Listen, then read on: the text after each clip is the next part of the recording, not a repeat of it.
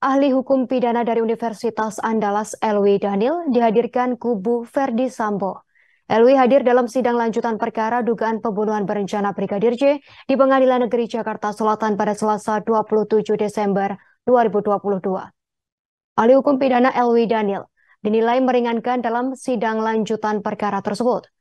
Dalam kesaksiannya di pengadilan, Elwi mengatakan orang yang disuruh untuk melakukan sebuah tindak pidana masuk kategori sebagai orang yang tak bisa dimintai pertanggungjawaban pidana. Alasannya karena orang tersebut hanyalah alat semata dari orang yang menyuruhnya atau pelaku yang mengotaki perbuatan tindak pidana tersebut. Selain itu, menurut Elwi, kategori orang yang tak bisa dimintai pertanggungjawaban pidana meliputi orang dengan gangguan jiwa atau terhadap orang yang melakukan di bawah ancaman. Ia menuturkan orang-orang yang termasuk kategori demikian itu yang tak bisa dimintai pertanggungjawaban pidana. Elwi Daniel pun mengungkap sejumlah syarat pelaku tindak pidana bisa dijerat pasal pembunuhan berencana atau pasal 340 KUHP. Awalnya tim kuasa hukum Verdi Sambo dan Putri Chandrawati Rasamala Aritonang bertanya terkait unsur pasal 340 berbeda dengan pasal 338 yang hanya pembunuh biasa. Elwi menjelaskan kriteria pelaku tindak pidana bisa dijerat pasal pembunuhan berencana dengan 3 syarat. Pertama, dalam proses pembunuhan berencana, Elwi menuturkan kehendak pelaku melakukan itu harus diputuskan dalam situasi tenang.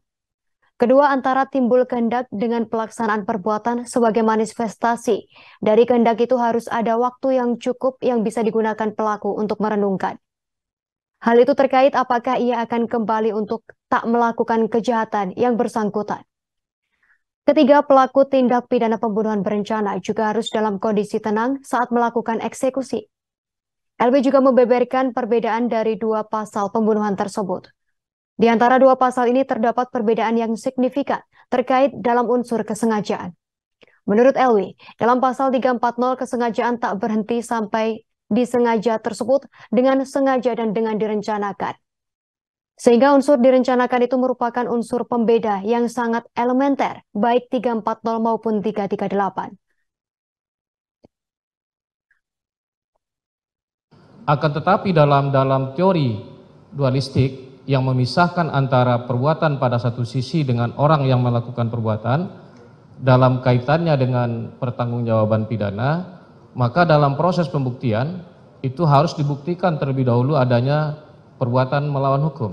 Jadi perbuatannya dibuktikan terlebih dahulu, kemudian setelah itu baru dibuktikan apakah orang yang melakukan perbuatan itu memiliki kesalahan atau tidak. Tidak.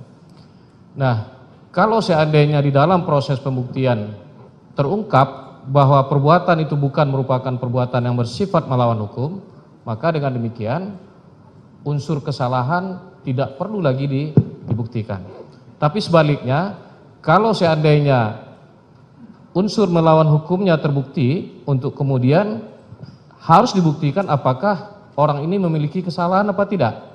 Kalau seandainya ternyata kemudian sekalipun orang itu melakukan perbuatan melawan hukum, akan tetapi pada dirinya tidak ada unsur kesalahan, maka dengan demikian si pelaku harus dibebaskan dari hukuman.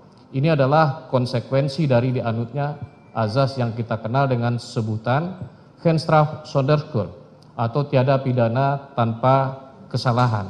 Kemudian juga dikenal dengan prinsip lain yang menyebutkan actus non facit reum nisi mensit rea. Artinya tidak ada satu perbuatan pun yang mengakibatkan orang dihukum atau dipidana kalau maksud orang itu tidak jahat atau. Terima kasih sudah nonton. Jangan lupa like, subscribe, dan share ya.